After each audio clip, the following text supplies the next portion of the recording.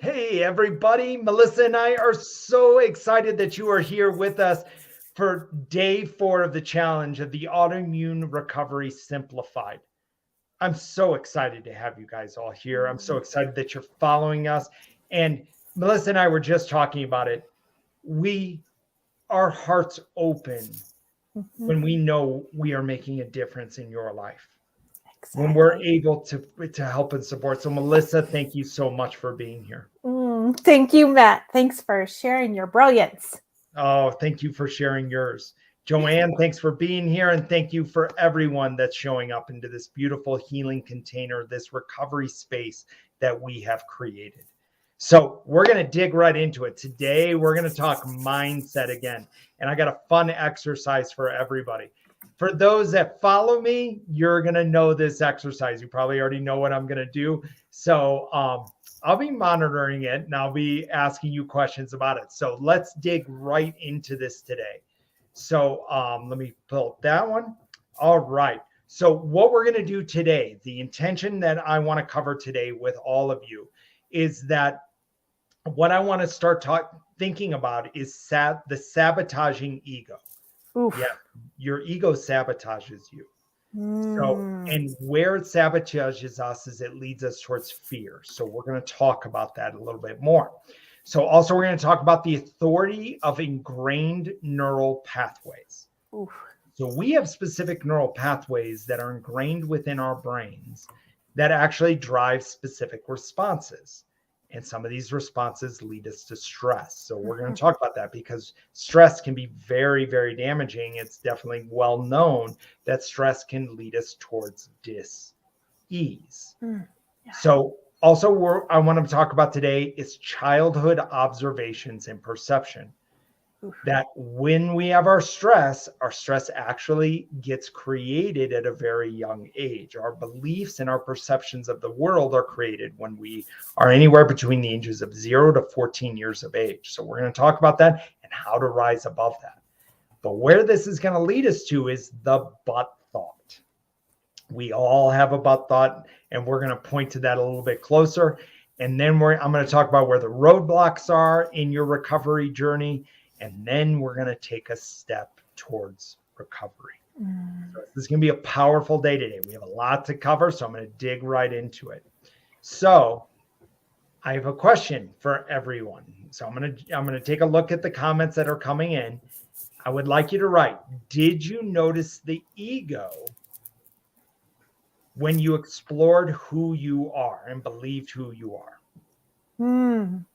So Melissa pointed to this a little bit yesterday, and I pointed to it on Tuesday, is in that statement of knowing who we are, did you notice the ego? And the ego shows up basically with fear.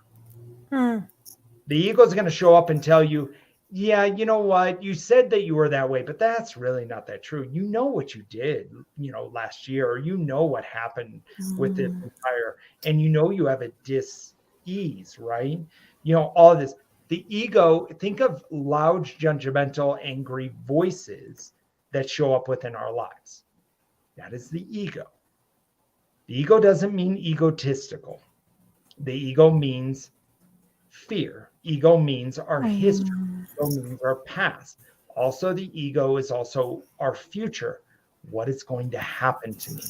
Yeah, I told myself that I am this way, but yesterday you had incontinent issues, or you couldn't walk very well, or you were exhausted all the time, or you had all the symptoms that Melissa talked about yesterday.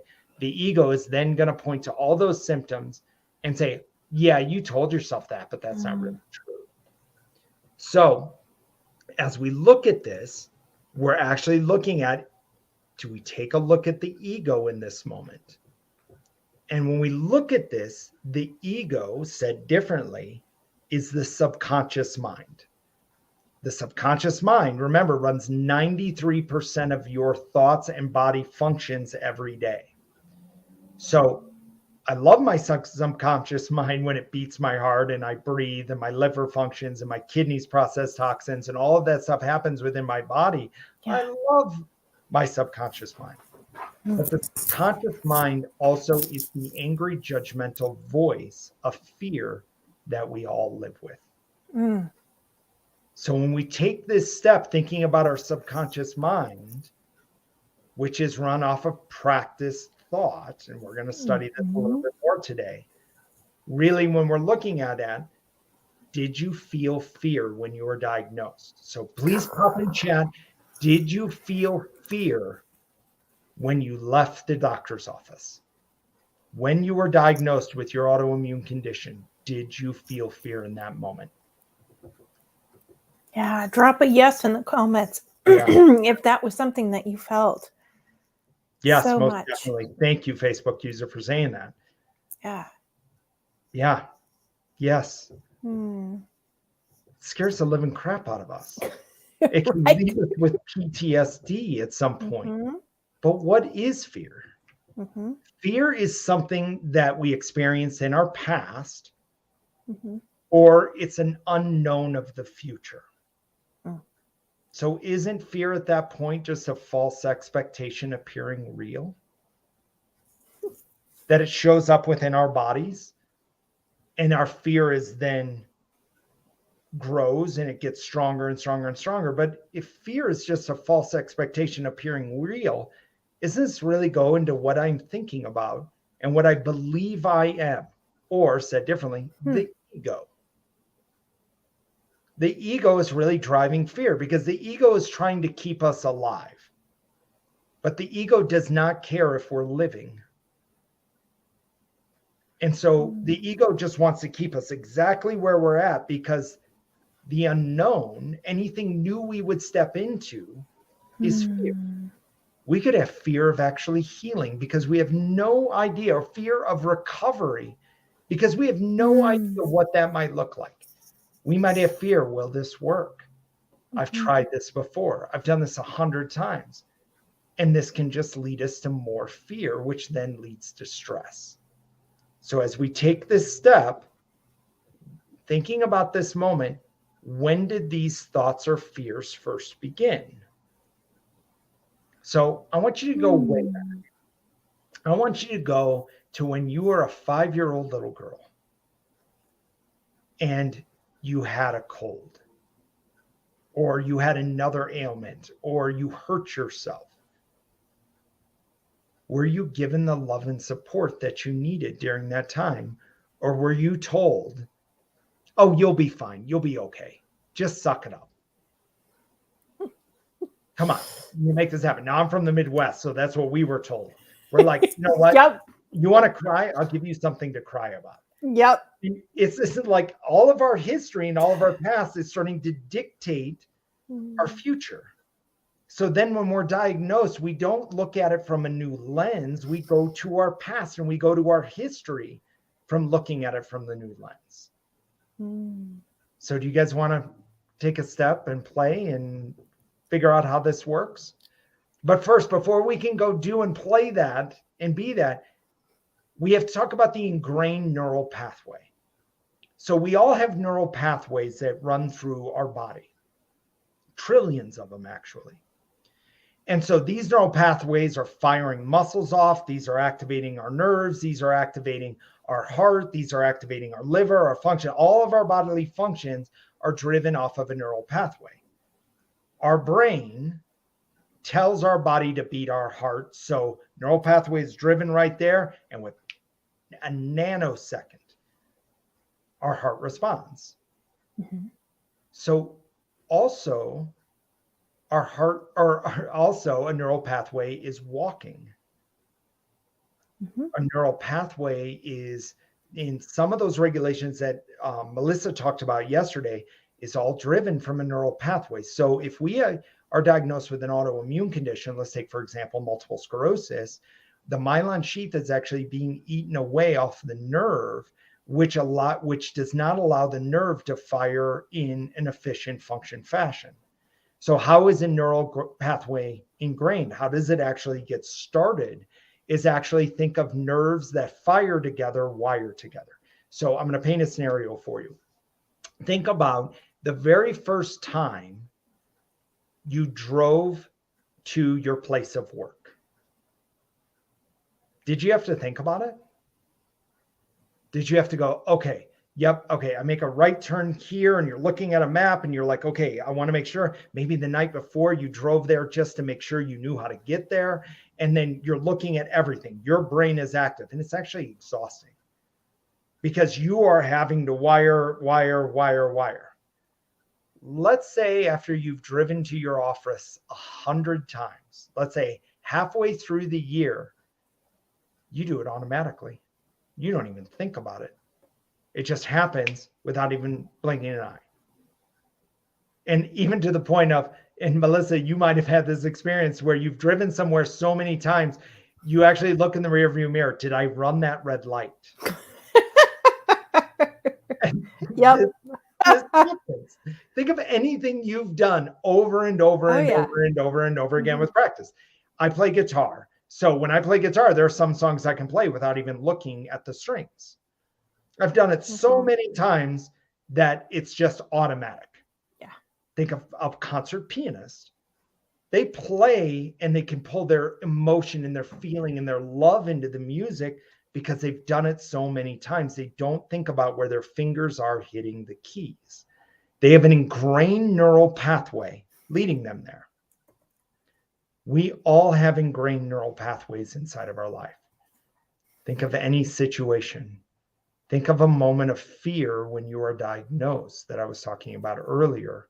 There is an ingrained neural pathway of fear inside of us. And so let's take a step towards this. I want to take a 60-second exercise. So I want to see everybody's comments as they're coming in. So what I want you to do is I want you to pull out a piece of paper. Okay. So everybody that's on right now, pull out a piece of paper. Jill, I know you have done this before. You're going to try to trick me. Bring it. So with this, everybody's got their piece of paper. So what I'm going to do is I'm going to call out a series of numbers. I want you to write those numbers down. Then I'm going to ask for an item, more numbers, then ask for another item, more numbers, and then we'll complete. This will take about 60 seconds. Are you ready? Okay.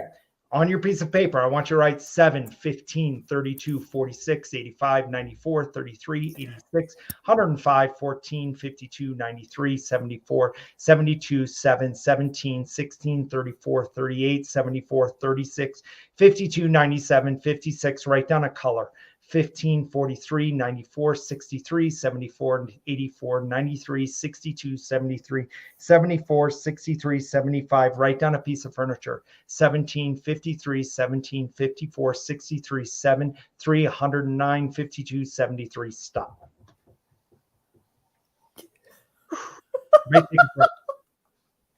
Okay.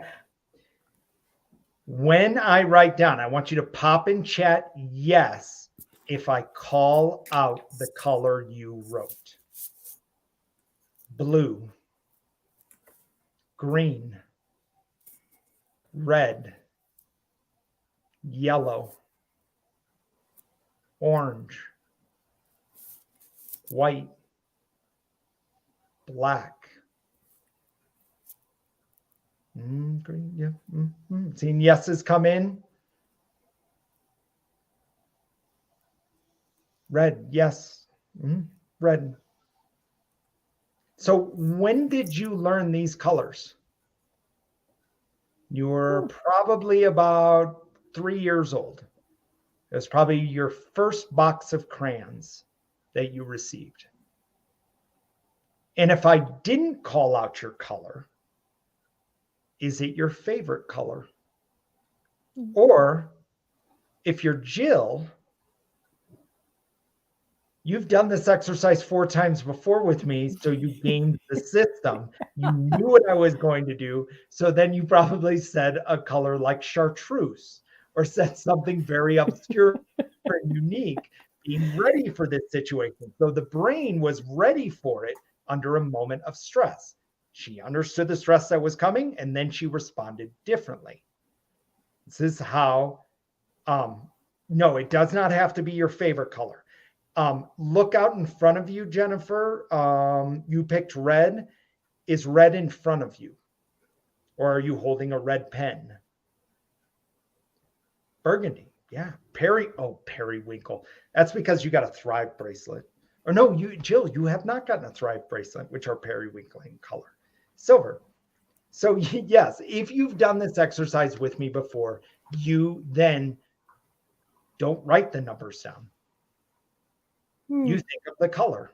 And so then you get to decide. You have a red pencil, Jennifer. Yes.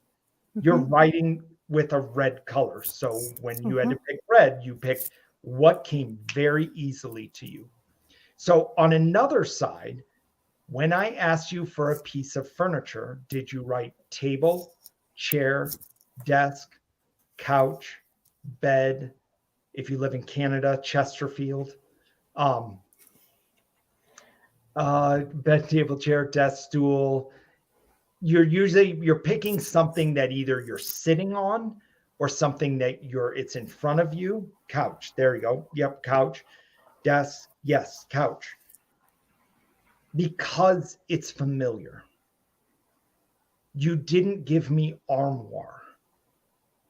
You didn't give me something new because I put you under a minor amount of stress during that exercise. I called out those numbers very quickly. I didn't ask you to get all the numbers right. I didn't at some, and Claire, I think you've done this before with me, Claire. So Chase Lounge. Yeah. Do you have a Chase Lounge in front of you? Entertainment Center. Yes. Is one sitting in front of you. So what we do is in that moment, we're like, okay, the brain's got to activate quickly. So it goes to your basal ganglia right in here.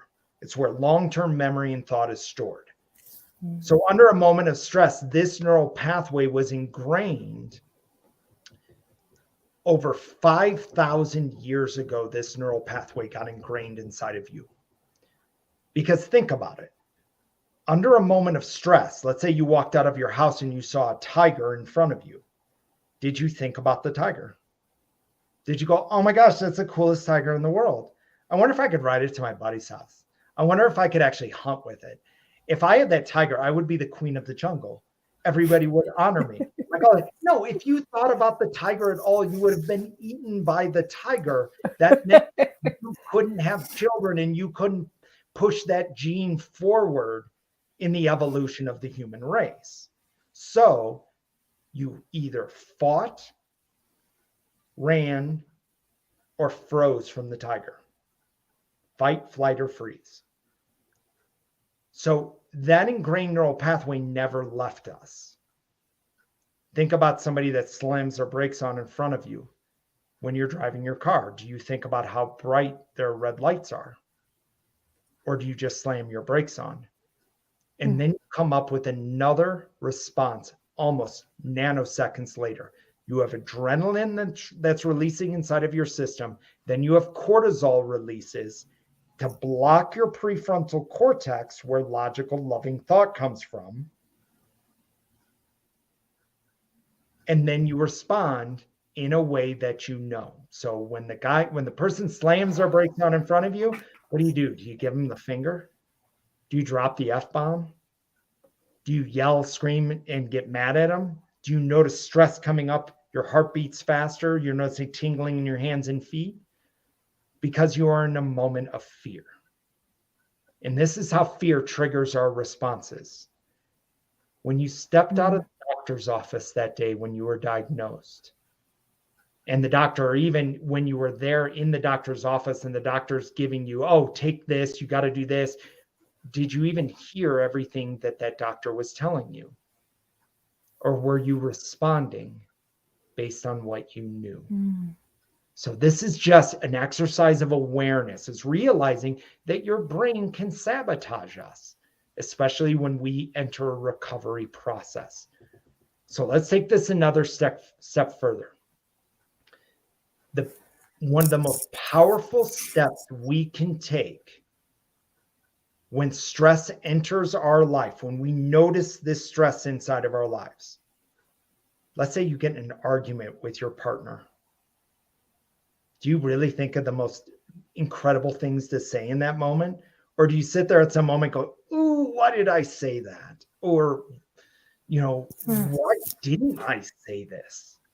We become geniuses 15 minutes after an argument because we give our body time to breathe. So what I'm going to invite you to do is the next time you feel stress inside your life in regards to a decision, I would like you to take a breath and then ask yourself a powerful question. Am I reacting to the situation or am I responding to the situation? Because in there, when you respond, you will always respond in love. Your prefrontal cortex is driven with love. Your conscious thought is love.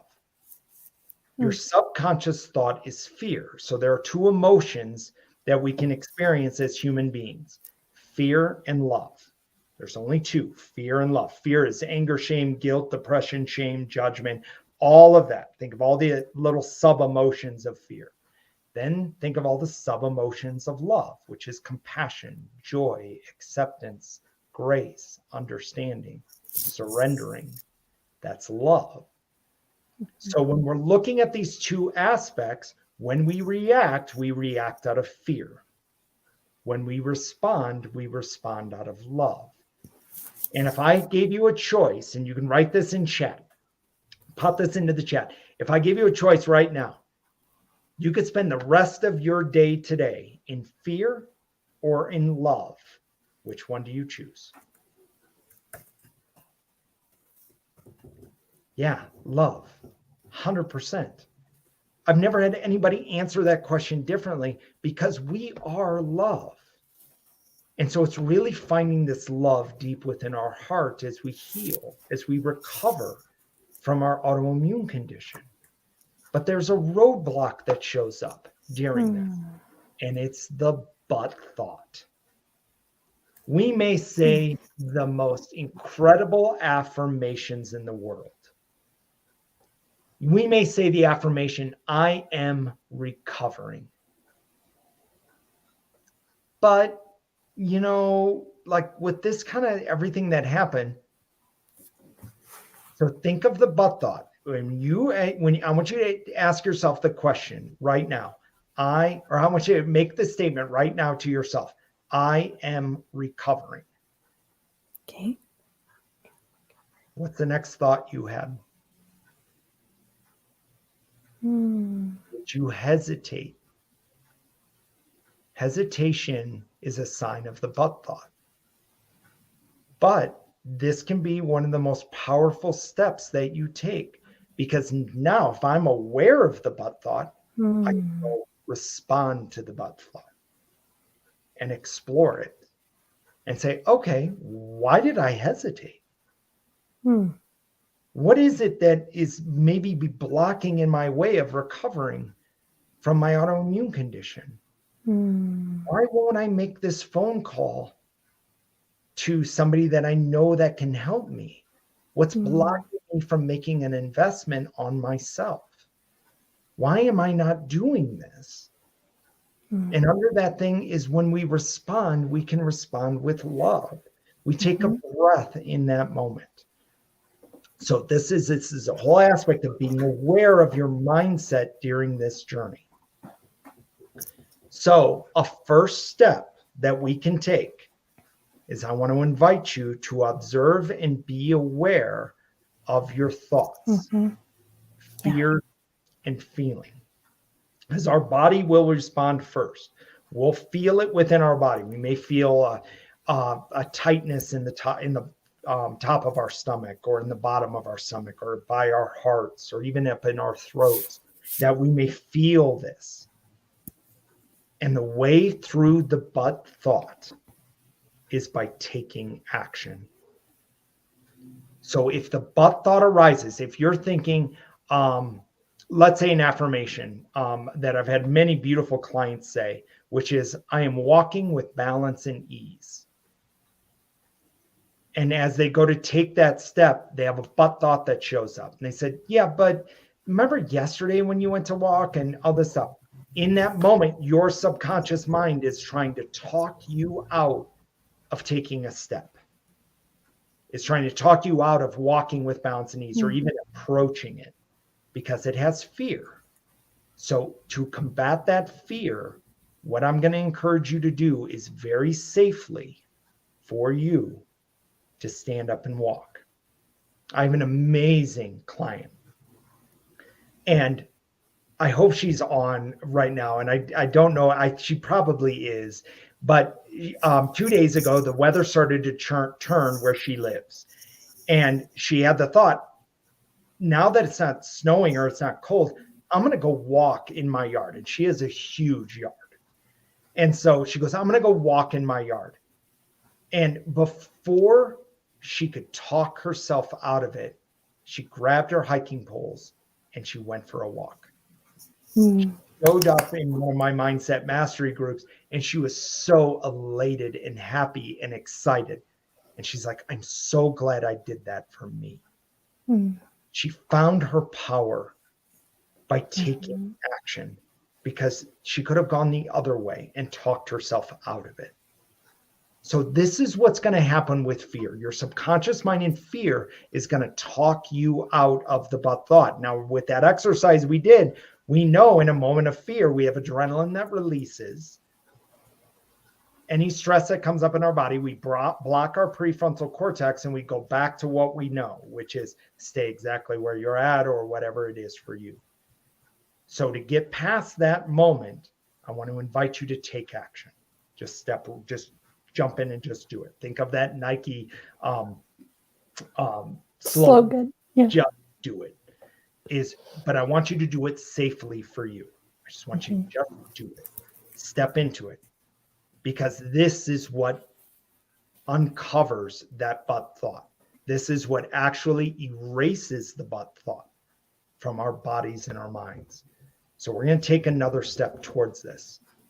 And I want to invite you to start the journey of recovery by being aware of your thoughts. Every thought you have, every moment. I asked you in the second day, what was the first thought you had when you woke up in the morning?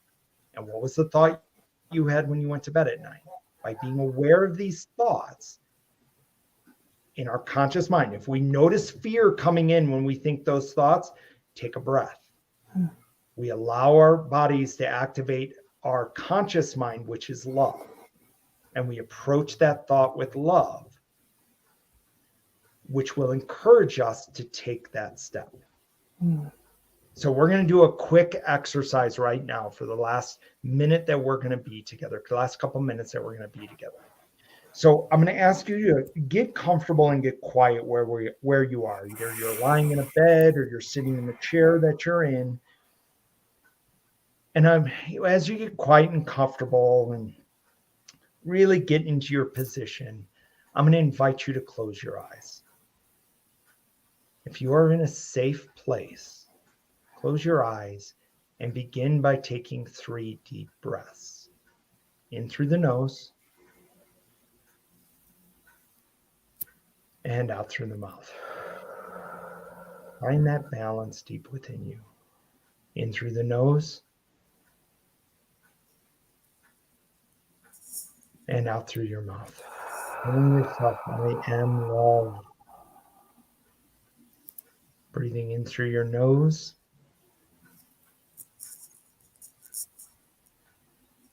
and out through your mouth. As you are getting balanced, I would like you to imagine a desire you have desperately wanted.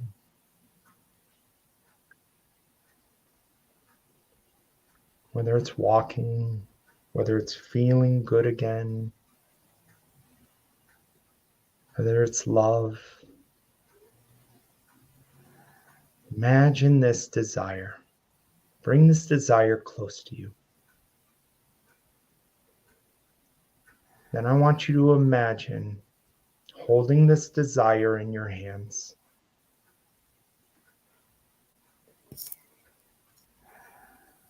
Then I'm going to invite you to release this desire and open up your hands, stretching your palms out wide to your higher self.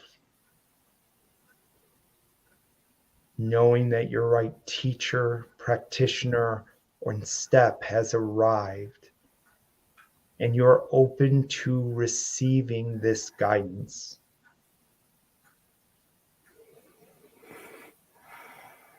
In this moment, I want you to feel the joy you feel knowing and believing in your next step, trusting in you, knowing that you are enough, that you are exactly where you need to be right now. And say to yourself, I know that my recovery has already begun. And I am exactly where I need to be right now.